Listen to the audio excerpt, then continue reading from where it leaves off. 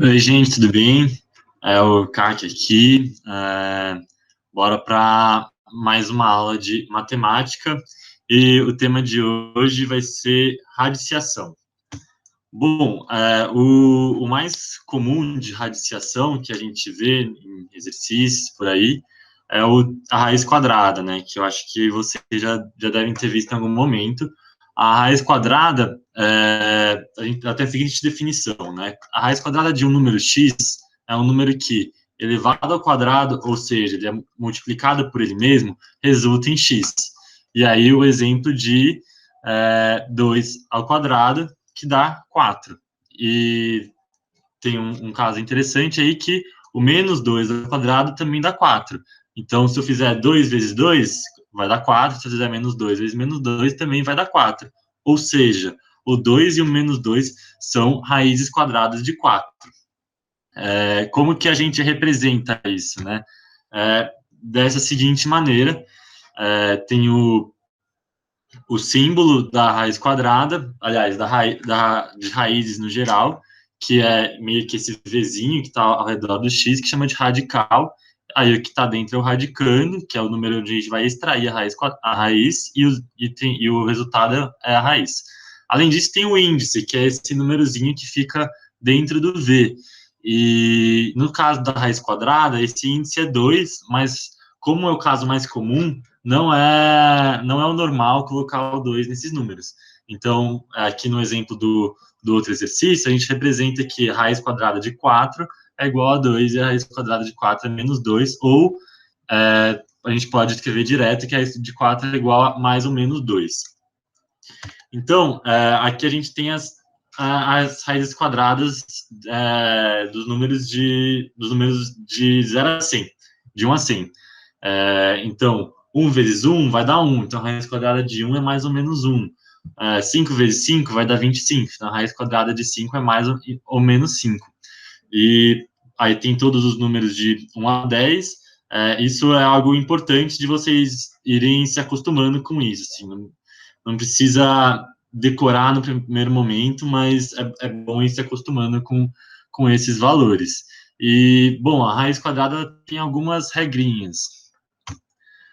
Bom, a primeira delas é que todo número positivo possui duas raízes, que vai ser a raiz positiva e a raiz negativa, né? Como era o caso da raiz de 4, que era mais ou menos 2, e vai ser sempre o mesmo número, só com o sinal trocado.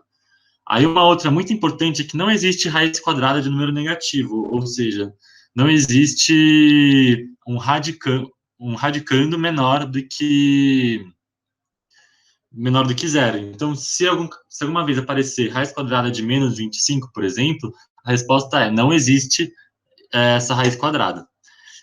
E, bom, como vocês viram no slide anterior, não são todos os números que possuem uma raiz quadrada exata, mas todos os números positivos, eles possuem alguma raiz e geralmente vai ser um número muito longo, como é o caso aqui de raiz de 3, que é 1.7320508, e aí vai isso para o infinito.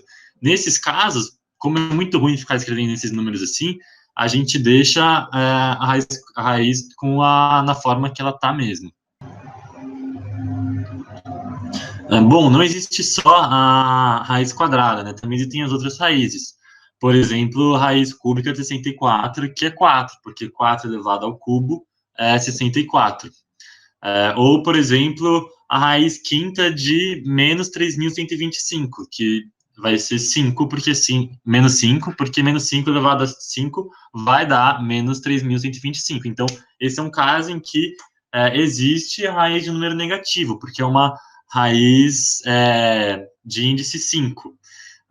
Então, é uma coisa só das raízes quadradas que você não pode ter números dentro da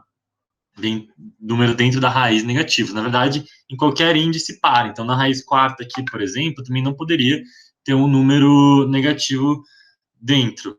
Né? É o que a gente falou na aula anterior de potenciação, que quando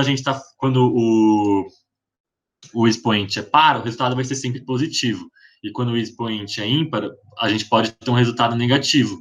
Então, está um pouco relacionado com isso. quais que são as propriedades da radiciação, né? A primeira delas é que a gente pode escrever a radiciação como uma potenciação. E para isso a gente usa expoentes fracionários. Então, aqui tem a, a forma geral, que é o x elevado a m sobre n. Na verdade, ele pode ser escrito também como raiz enésima de x elevado a m. Como que a gente faz isso? A gente pega o número de baixo, e esse número de baixo vira o índice, e o número de cima, ele fica o expoente do número que está dentro da raiz. Pegando agora o exemplo aqui do 5, que o 5 está elevado a 1 sobre 2. Nesse caso, o 2, que é o de baixo, vai para o índice, e o 1, que é o de cima, ele fica como expoente, só que todo número elevado a 1 é ele mesmo, então a gente não escreve. Aqui um outro caso, a gente tem 4 elevado a 2 sobre 3, o 3, que é o de baixo, vai para o índice, e o 2 fica no 4. Então, isso aqui vai ser a raiz cúbica de 4 ao quadrado. Bom, aqui a fração dentro da raiz é muito parecida com o da potenciação, que quando a gente tem uma raiz de uma fração, a gente pode dividir ela entre o denominador e o numerador. E aí aqui, como a gente tinha uma raiz exata, que é o de 16, a gente calcula para 4. Mas como 10 não tem raiz exata, a gente deixa como raiz de 10. E a última propriedade é a propriedade de multiplicação. Então aqui a gente tem raiz quadrada de 4 vezes raiz quadrada de 3, vai ser raiz quadrada de 12, é só multiplicar os dois números que estão dentro.